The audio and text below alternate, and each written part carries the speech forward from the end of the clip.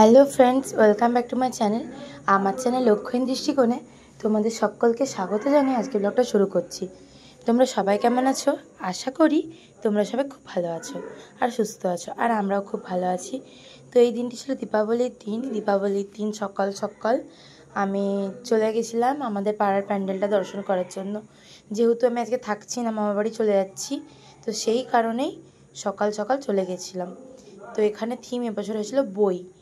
তো চারদিকে তাকালে শুধু বই দেখছি। এটা দেখে করে সেই পড়াশোনার একটা ফিল চলে আসছে হঠাৎ করে পুজোর দিনে। যাই হোক, তো এখানে ঠাকুরটা খুব সুন্দর করেছিল, আমার তো খুব ভালো লেগেছে। জানি না তোমাদের কেমন লাগলো, তোমরা জানিও কমেন্টে। তো এই থিমটাও মোটামুটি ভালো করেছে, খুব একটা খারাপ না। যাই হোক, এখানে পুজো দিতে পারলাম না এবছর, তো আমার দাদা দিয়ে দিয়েছে। কিন্তু আমি মা বাড়িতে পুজো গেছিলাম একটা জায়গাতে।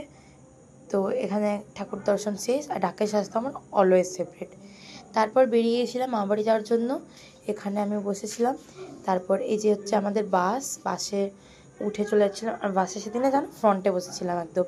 আর এখানে সিঙ্গেল সিটটাই ছিল, যেটা কন্ডাক্টার অ্যাকচুয়ালি। আমি দস্তি করে ওখানে উঠে গেছি। ওনাদেরকে বললাম যেখানটায় আমি বসতে চাই, ঠিক আছে তুমি ওখানে বসতেই পারো। তো আমি ওখানে বসে গেছিলাম। আর আমার সিঙ্গেল সিটগুলো ভীষণ ভালো। বাসের মাঝখানে হয়েছিল এক মহা ঝামেলা, তো সেই জন্য তারপর মনে করেছিলাম মা বাড়ি যাওয়ার জন্য রেডি করছিলাম। আর তারপরে বাজে চলে এসেছি।